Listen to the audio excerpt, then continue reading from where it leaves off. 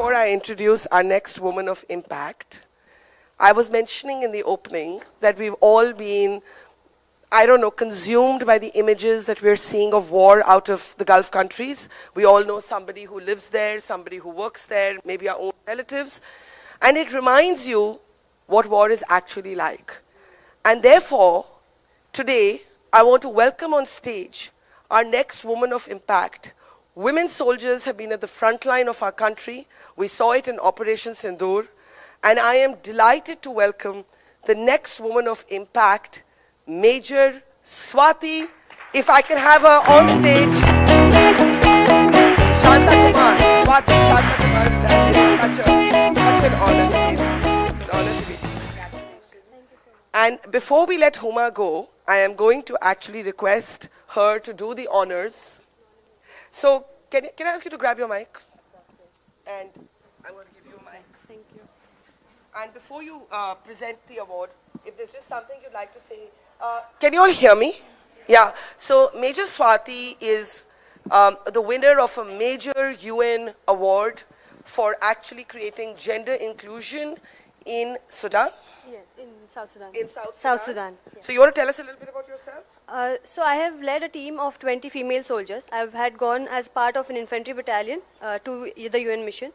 We spent about 18 months there, and over there we conducted various operational patrols, and because of our activities in the region, we got recognized because we started conducting various gender neutral patrols. We started including women and the men soldiers to go on patrols together.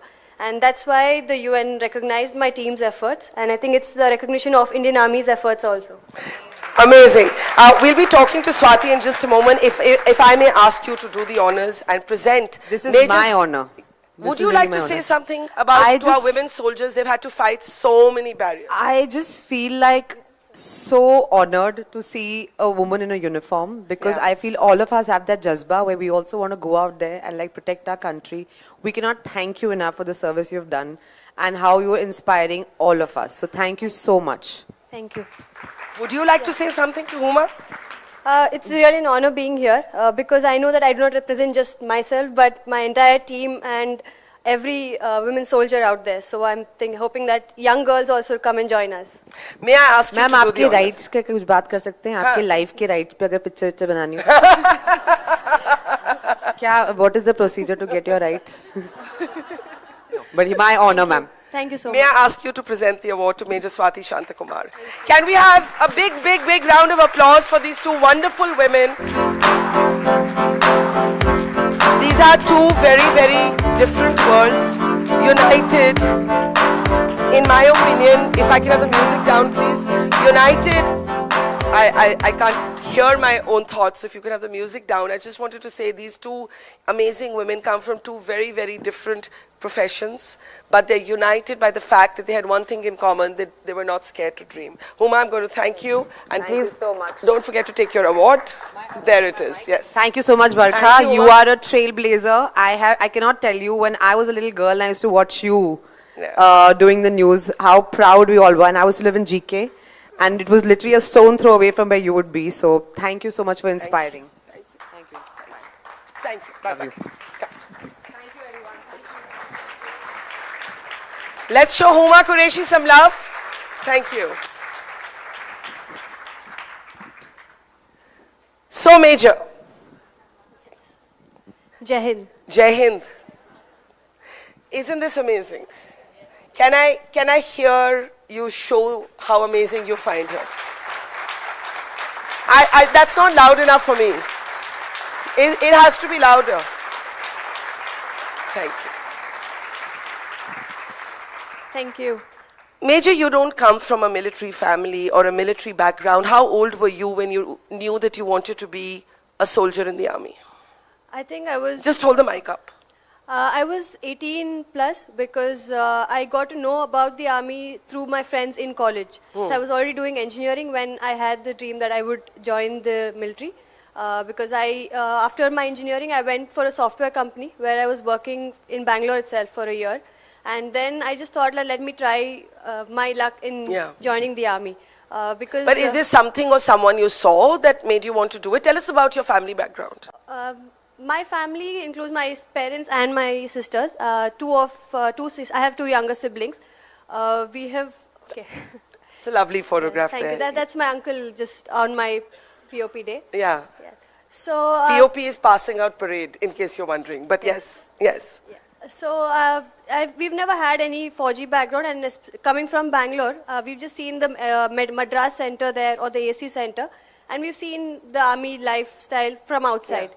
And after my engineering, I just went for the software company where I was working, and I thought that it's some kind of a monotony which I found in the job there, and I thought I wanted something adventurous. And so you actually went from the corporate sector to the army? Yes, yes. Anyone here getting any ideas? So there are a lot of women here from the corporate background. So yeah. So I hold your mic up. I just wanted some adventurous life, and also the life of discipline which the army promised, and that was something which I was quite eager to join. Why, you were very indisciplined or what? No. I had kind of a schedule already set with me, and I felt that that's something which I can follow further ahead. So given that you had no exposure in your family to the forge, once you joined it, what was the first thing that you were like, oh my God, I didn't know this is going to be my life? I think there was, okay. So when I joined the army, because everything that the training was inculcating in us, like the horse riding, or even though I was participating in sports during my college and school days, I was not that into sports. Like I was part of a school team, but not going representing in the nationals. But when I started participating in the academy, I felt that the team spirit that they inculcated in me, it was commendable, because I saw many people who were they were already very well trained in sports or any other fields, and running also. And it felt that I had something to look up to, and I was very inspired by the way they were also performing, and made me also want to improve myself. And what does it make you feel when you see women today, at the front line of Operation Sindoor, at the front line of battle zones, flying fighter jets, leading the Republic Day parade? There was a time when we were young and we would all say, at least I would say, that my perennial crush is a man in uniform. But as I grow older, my perennial crush is a woman in uniform. It really is. So I just want you to share, what is that emotion? What is that emotion? Because they say those who are outside of the military can never truly understand what values actually create that Fauji community. I don't know how many of you, anyone here from a military background? That's a lot of people. So you know what I'm going to be talking about. Your regiment is your family. It's called your Paltan. And, people die for their buddies, for their Paltan. And it has been, as a reporter who covers the military, it's been such a goosebumpy discovery for me. So since there are so many people from a military background, I'm sure there'll be questions. But to girls who want to join the military but feel that, oh my God, it may not be completely equal. And you also mentioned gender neutrality. Is being a woman in the military about gender friendliness or gender neutrality, and are the two different? In the military, there is no thing as you are a man or a woman. It is gender neutral. And while we are being trained, it is truly like that, because while you are being trained, you're training alongside the men and women, because you are training as an officer. And if you're a soldier, then you're training as a soldier. And after your training also, you are commissioned to do particular tasks or your roles. And as per your appointment, your tasks are given to you. So it's never that, okay, you're a girl, so that's why you will be given this particular task. And I have served for 8 years now in the army, and I have seen that I have been deployed in various operational terrains, and I have never experienced any differentiation or bias throughout my career. What has been the most challenging thing? I'm not going to say about being a woman in the army, because you've already told us that the uniform doesn't recognize gender. What for you has been the most challenging thing about being in the military? You were 31 years old? Yes. So what for you has been the most challenging thing in the last 8 years? The recent mission which I went on for the South Sudan? To South Sudan, it was completely different from what we have seen here, because there was already a conflict zone where we were deployed, and to lead a team of 20 women soldiers itself, and we were imbibed into the infantry battalion. So we were doing all the operational tasks. And I realized that it was not a challenge to perform our tasks because we have been trained to do those particular tasks. And it was, a smooth induction per se. And while performing those tasks, we faced various challenges like communicating with the community over there. And that's because it's a totally different community. Yes. It's a totally ravaged nation. Yes. So, I mean, how did you communicate with them? I think we have some photographs of you in South Sudan, which we can bring up. But Yes. do tell us. When we went there, initially the women were quite apprehensive because they had never seen women soldiers working alongside the men. Because it was the first time that Indian engagement team, which I was a part of, has been deployed there. Yeah. So we went on various patrols, like you can see the riverine patrol, and we started communicating with the women there. And what was there a language barrier? Yes, there was a language barrier because they were either speaking the tribal language or Arabic. So we started communicating using some language translators or some technology used through the apps. And we had some pre-translated questions so that we can, communicate better with them.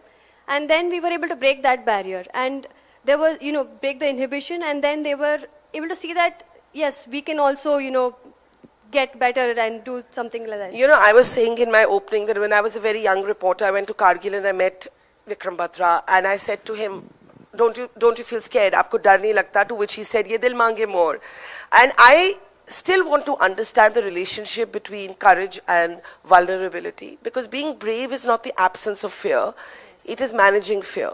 So let me ask you, we're living in an age of war, we're seeing missiles fly over Dubai, Abu Dhabi, Kuwait, we saw these kind of missiles and drones come in during Op Sindoor in our own country. What scares Major Swati? You said it right, that courage is not the absence of fear. Because when you're at something, you're detailed to do some particular task. Like I was deployed in a high altitude area where I was supposed to take a convoy, and it was snowing also. Initially, obviously, you feel apprehension that okay, it's snowing, and you have to take your troops and your machinery, everything alongside. But then when you realize that your troops are also relying on you, and you need to just focus on the task at hand and stay grounded, and it is very important to stay grounded. And I think that that's what has, helped me overcome my fear. But bullets, terrorism, war... I don't think that... No, that scares you? No, it's okay for me. It's okay? Yes. It's okay? Yeah. No, I think, you've been trained to get over that. So it's not something that fear, I do not know another profession where this sentence, I would say bullets, terrorism, war, and the person on the other side would say, it's okay.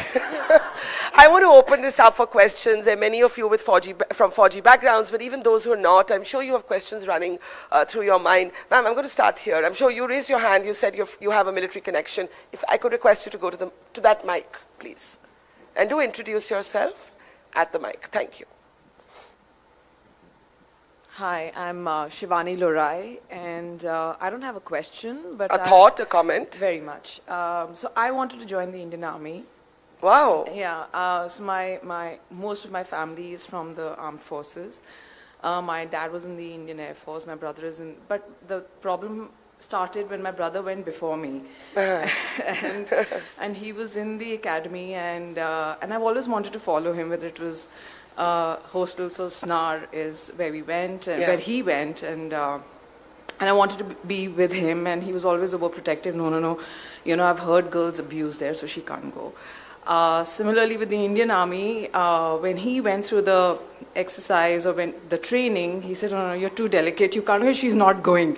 Yeah. So he put his foot down, and he always, in his mind, it was always that I'm too delicate, so to say, for... And did you argue? Did you try and argue that? There was no arguing with him. So it's, the same scenario that Gunjan, the movie that came in, where the brother was put in, so it was exactly the same for me. Yeah. And so it was always a dream to be Major Shivani Lorai.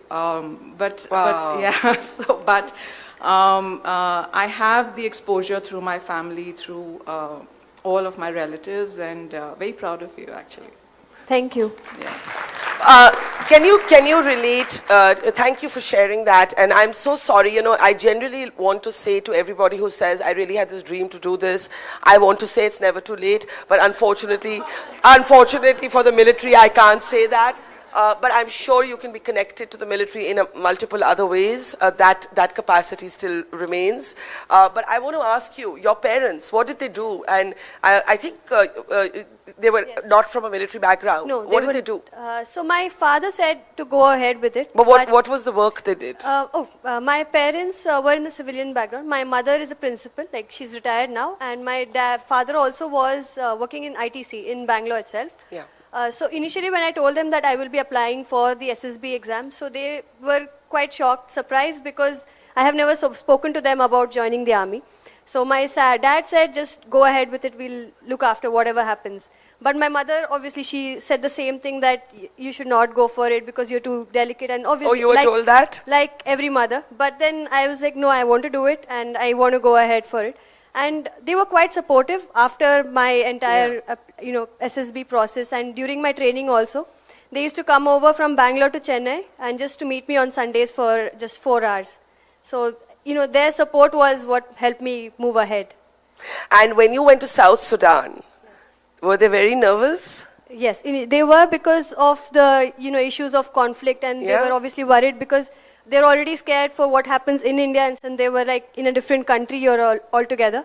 But I was like, no, it's a deployment. It's the same thing. What I'm doing here, I'm going to be doing there. So I will go for it. And that's how I was able to go. So did you tell them it's okay? Yes. You did, no? Yes, I did. Because, through our training, you learn to, you kind of identify it as it's something, a routine affair. So amazing. For us, it is a routine. Amazing. I have to say that for me, it's also an unfinished dream. Like, if I hadn't been a journalist, I would have loved to have been in the military, but when I was growing up, that was not even an option. There were no, there was a medical corps, of course, but like you couldn't actually be a soldier at the front line of combat. You couldn't go to South Sudan and, lead your unit there or your team there. I have time for one more question. Yes, ma'am, if I may request you to come to the mic. And yes, and why don't the person at the back also, you can also come and stand here. So let's try and take a couple of questions. Yeah. Hi, I'm Isha Shah. I'm an education counselor. So I have a question. Not only military, right? But parents are even scared to, let a girl be a commercial pilot today. And but can I hold you there? Yes. India has the highest percentage of women pilots in the world. Yes. By the way. I think it's at about 11% of all pilots in India are women. Indeed does, and I tell this to the parents. Did you want to be a pilot? No, just speak into the mic. Can't hear you. Yeah. My question is in perspective of what do I tell parents, when this question comes to me, that like we are scared to allow a daughter to dream to even become a commercial pilot, and because of this war situation, or even the currently the number of planes that are crashing and all of that. So what would you kind of, if that question was asked to you, I think, or a parent? I understand your question, and it is that this overprotectiveness that we bring to our daughters. How do women fight that? I call them chains of gold. You think you're being really nice to your daughter, but actually you're stopping her from dreaming. What would you say to that? I think, I was able to achieve my dream to some extent because my parents were supportive. And to every parent out there, I would just like to tell that let your daughter dream, and, let her take the first step to her, dream. Because once you confine someone and not let them pursue their dream, it's something you're restricting them, and they're not completely happy. Absolutely. So, quickly, someone had another question. Just run up and ask your question. Yes. Good evening. I'm Maitri. Speak into the mic. I'm Maitri Shantakumar, and my thought would be, how have you kept going on? Because everyone's doubted you always. I know I've seen you go through life with the fears and also overcome them so effortlessly, and I've always wanted to ask you how you've been able to. Can you tell us a little bit more about what she's had to go through to get here? It's the small daily challenges, I think. Like, people always, it's normalized that women are in the army, but the question of, oh, you are a woman in the army still comes up, at least in the civilian background. Yeah. So she has always proven that it's okay. That it's never... This "it's okay" is our slogan for the evening. Yes. You know, how have you kept going? How have you kept walking? So for me, I never think that it's something different which I'm doing. I just think that it is a routine thing, and I feel like there are many people who have done way more than this. Like there are women officers who are commanding units and who are actually excelling at it. Like they were in the operations, they were able to take the unit forward. And if they're able to lead 800 men to, success, then I think that I can also achieve that. And that's what I look up to. And what's your next dream, ma'am?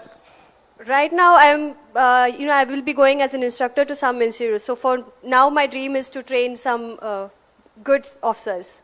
Wow. May I just say it's been such an honor. It's been such an honor. And I think we can give her a standing ovation, right? If there's anybody who deserves a standing ovation, it is our soldiers, always. And it is so nice to see this. We're a very cynical, jaded people. But the one thing that still, like, I have goosebumps right now is to see women like you, ma'am. Thank you so much. Jai Hind. Thank you for having me. Thank you. Jai Hind. Jai Hind. May I request you to take your award? Let's have a round of applause for Major Swati. Ma'am.